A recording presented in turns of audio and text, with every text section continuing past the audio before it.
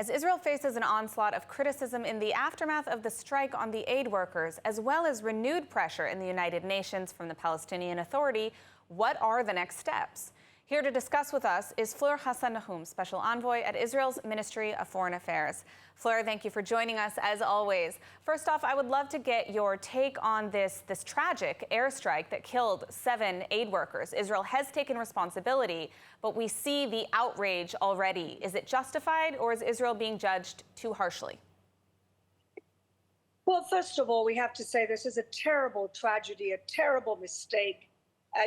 Any type of hint or any type of insinuation that somehow this was deliberate is, of course, absolutely ridiculous. As I've been reminding press all day, unfortunately, we also were the authors of our own tragedy when we mistakenly identified 3 hostages for terrorists, and they were also killed a number of months ago, as you know, Emily. And so, unfortunately, we're in such a difficult military and war terrain that these things happen. They shouldn't happen. Nobody wants them to happen. It's a tragedy when they do happen, but they happen because we're in a very complex situation. And so I'm very proud of the fact that the IDF quickly, swiftly took responsibility, apologized, and has said that they would learn the lessons for this not to happen again. There is not one person in Israel that doesn't feel absolutely terrible about this. How many countries could say that? Now, what can Israel do to better improve its image and make the case for why this war is still needed? It almost seems like people have forgotten why we launched this war, why we fought back against Hamas. Absolutely, Emily. You know better than me that people have very short memories. They forget very quickly that we didn't start this war. We didn't want this war. This is a defensive war from terrorists who have said that they will do this again and again. So the only thing that we can do is remind people that Islamic fundamentalism is not just Israel's problem. Islamic fundamentalism is the Hitler of today. We're in 1930s, and the biggest threat the civilized and free world face is Islamic fundamentalism. The moderate Sunni Arab countries have recognized it, and they've done something about it. They've de-radicalized their societies, and they've kicked out the Muslim Brotherhood. And somehow, Europe and the West have still not woken up that this is a real threat. And us winning this war is absolutely essential for the rest of the world to be protected, and for Islamic fundamentalists everywhere else in the world to understand that there will be something stopping them trying to take over. Now, the UN is being used for political football once again, with the PA renewing their bid for statehood, all in the middle of a war with Hamas. What is your response to this push for a Palestinian state right now, in particular in the UN?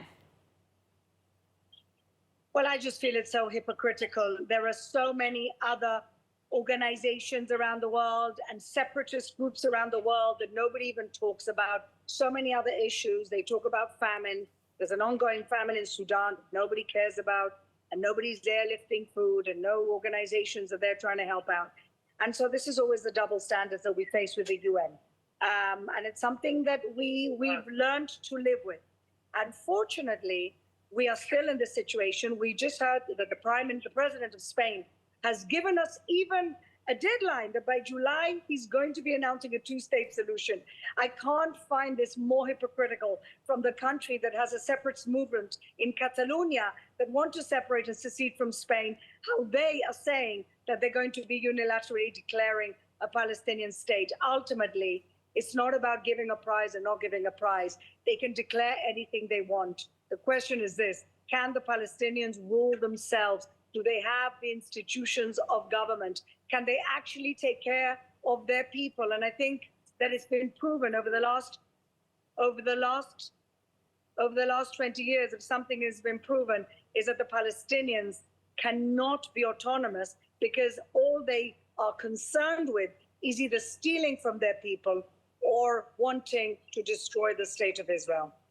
Unfortunately, I think you're correct on that. Now, the UN is known for its absurdity on Israel, but is this actually something that you think the UN might pass in this situation? I mean, we've seen tensions with the United States, which would have veto power over this. What would the consequences be of such a move? Well, I would like to believe and I would like to think that the US would veto any such decision. Now, the General Assembly can pass anything they want. They've passed a million things that are irrelevant, a million anti-Israel decisions, resolutions. It doesn't mean anything. It's got no teeth. And I would hope that a unilateral declaration in the middle of the war would be something that the US would still feel fit to boycott. I pray that that's still the case. Fleur, as always, a pleasure to have you on and hear your insights on these issues. Thanks so much. Thank you, Emily.